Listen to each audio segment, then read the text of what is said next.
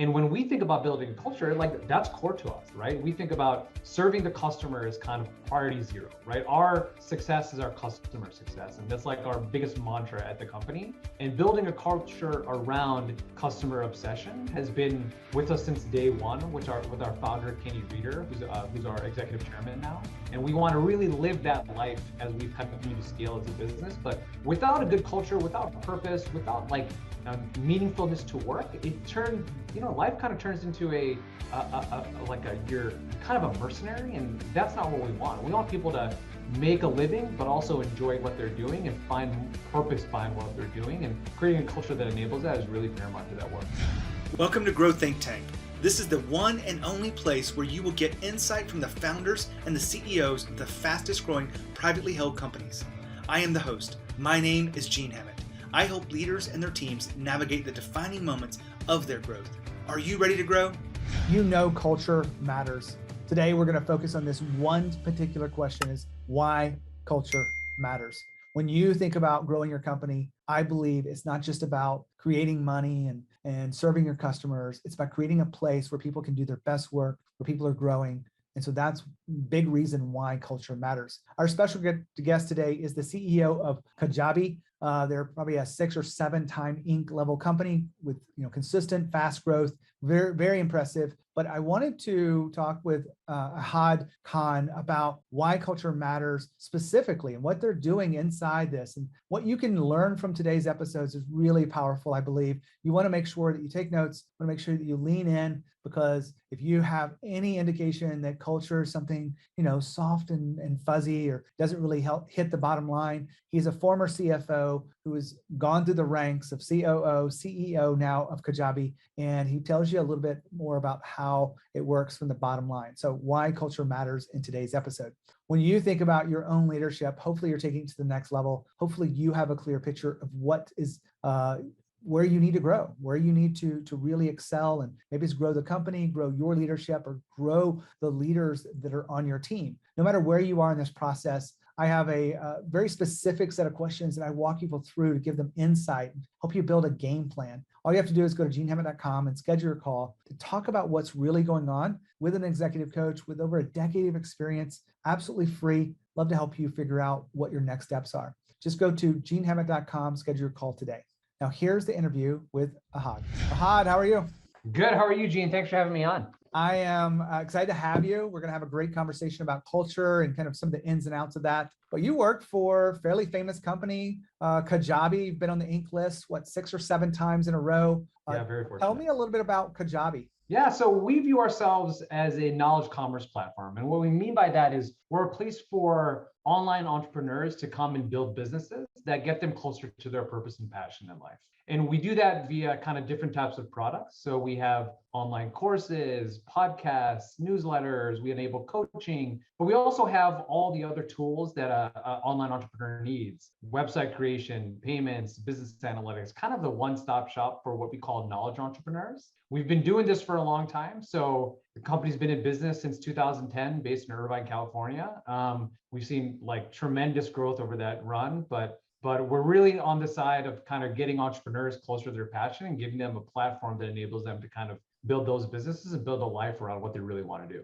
Well, it's an impressive platform. And I want to ask you a question that kind of helps you frame what it is. When you talk about knowledge entrepreneurs, what do you think that other business owners that aren't in the knowledge world should understand about this new way of connecting and engaging with their audience? Yeah, of course. So when I think of knowledge, you think of coaches or teachers, but it's also the kind of the very interesting long tail of what's happening on the internet. Like you think about a lot of the social media platforms, people go there to like learn how to tie a tie or how to forage mushrooms or how to cook something. Like we enable all that type of commerce as well. So it's not knowledge in the sense of something really academic.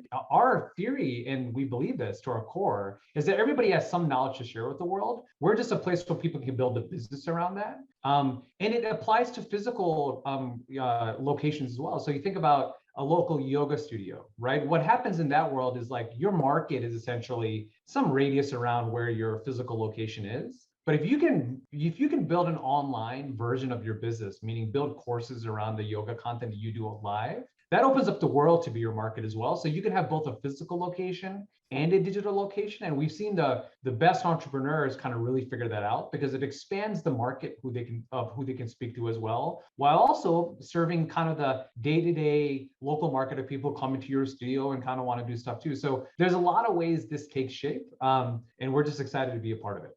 Well, good frame there. And I want to dive into today's topic. We're going to talk a lot about the culture of a company, but I want to just ask you the big question, Ahad, why does culture matter?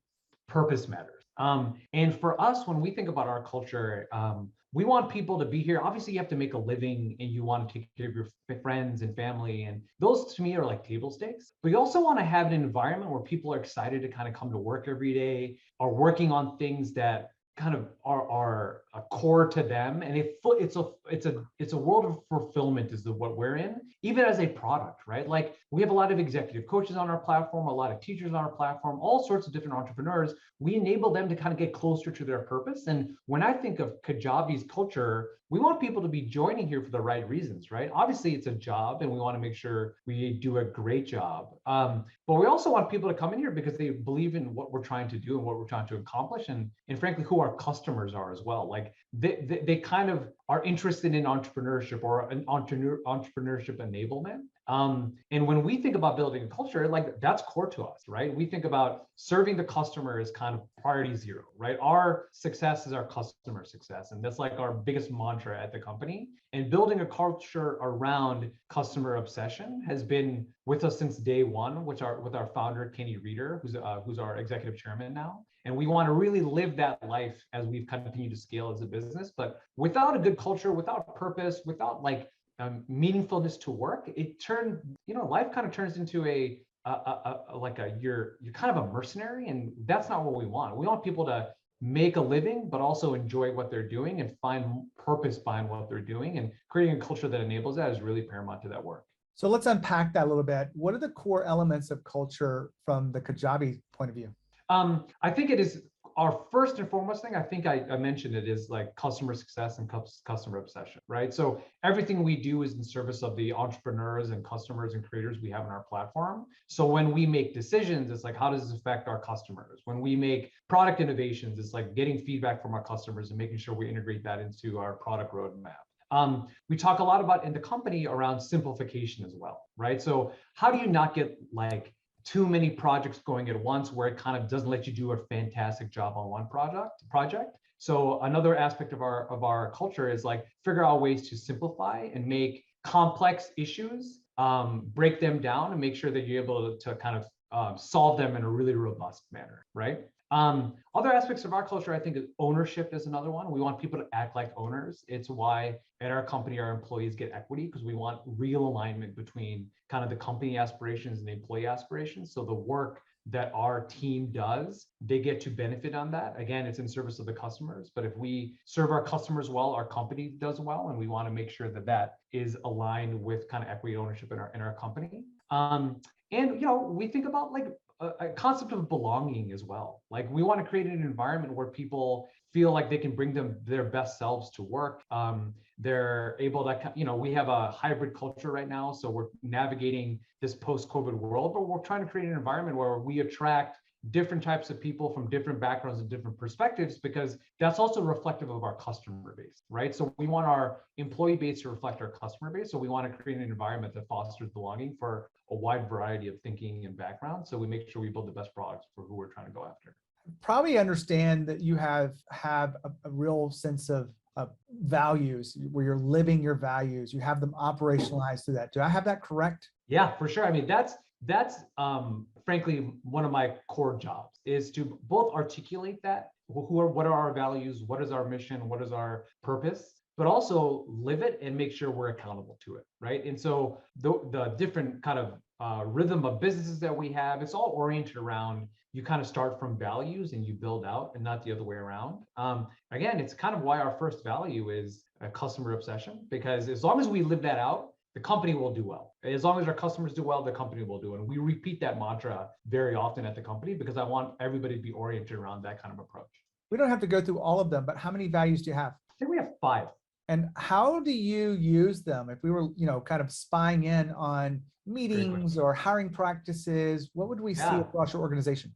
Yeah, totally. So I think you would see in the hiring practice, just starting at kind of the top, is that each one of our values is reflected in kind of the interview process, right? So we try to probe during an interview process, you have different people probing different values and trying to come to a conclusion on, does this candidate align with those values, right? Once you're in the company, we have performance reviews kind of semi-annually. In those performance reviews, it's very much like part of the form that you're filling out is, are they living up to these values? And we kind of try to dissect those and get into the weeds on those a little bit more acutely. So we want to make sure that we are fulfilling those values. And if we're not, we talk about it. We have an honest conversation. And I think we're doing great on this one. We need to improve on this one. That's part of the performance evaluation process, right? And then in terms of sometimes some things don't work. Like sometimes you get somebody in the company and they're not living the values out. We have very honest conversations about that. And we kind of talk about what are best next steps for the company and also for that specific employee and figure out, sometimes it's not a perfect fit. But we don't want to lose. We don't want to have values written on a wall and not live without them. And, we create systems that enable us to really live by them and hold ourselves accountable to them, kind of via our people operations work in our review cycles. Also, we have one-on-ones. Like we have a lot of touch points along the way, but we want to make sure we're constantly revisiting those. Also in our decision making, right? So when I say simplify, if we have a really complex problem or there's 10 things we want to do, we kind of always almost look to the wall and think, okay, simplify is on that wall. How do we simplify this process? Or how do we simplify this decision making? That's another way we try to really live our values out in our day-to-day lives. I don't think we're perfect, but we're getting a lot better than we have been. So it's been a really cool journey for us. Now, Ahad just talked about values. I want to give you one simple way to make values a part of your everyday, and it's called the meeting shout out. Very simply, if you have a meeting with 4 people or 14 people, take a moment in the start of the meeting to say, hey, love to just really tune in to what's going on here. Who do you know on our teams that is living the values? You can pick one of your values as a prompt, or you could just let them say, you know what, I was working with Cindy the other day, and Cindy was just incredible with listening to a customer, and it was just a really great experience, and the insights we got out of that. Let people share the stories, the micro stories of how people are living the values. It has many effects. One of them, it starts the meeting off on a positive note. It also gives a little bit of recognition to people that are in the meeting or not in the meeting that they're doing the right thing. And it really is a good way to do it. And it's absolutely free.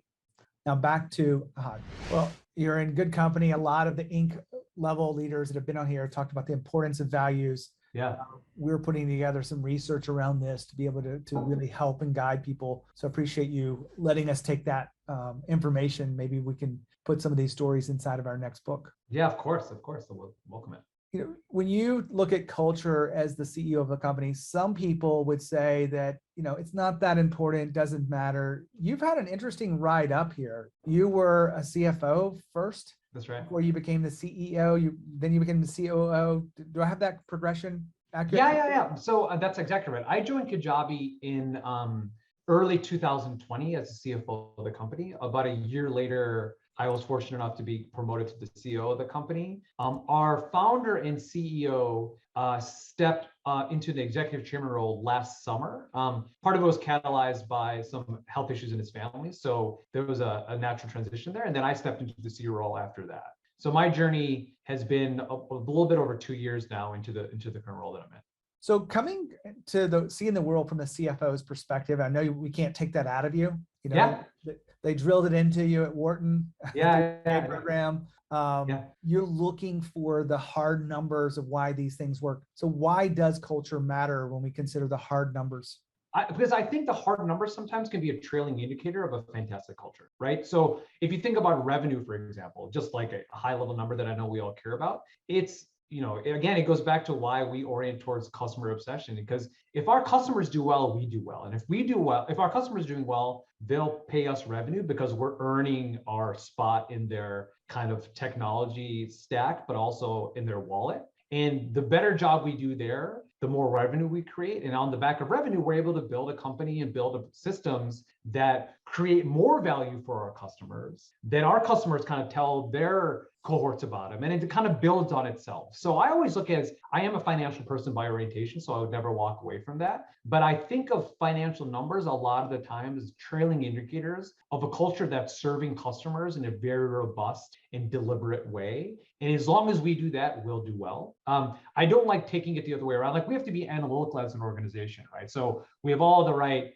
dashboards and analytical looks that kind of help us understand what our customers are doing. We are data informed in terms of the products that we develop. It's all based off of some understanding of what our customers are interacting with and how they're doing it, and kind of maybe what their needs are. But I never like to use some number as a guiding light for what we're building as a culture, because I just don't think that orientation is right. I do think of our customer obsession will always lead us in the right direction, and it has over the last 12 years of the business. It's a huge testament to what our founder kind of built, and we think about that daily. But you're right. I would be lying to you if I said I don't think about numbers, because that's just not the way I was trained. I want to go a little bit deeper with this. You've been talking about the numbers of why culture matters, but one of your jobs is to make sure that there's alignment across the people. You've got 300 or 400 employees. I don't know, the exact number doesn't matter. It's a good bit. How do you make sure you keep your finger on the pulse of where the culture is, and being able to tune in to, possible changes or things we need to adjust? Absolutely. That's a fantastic question.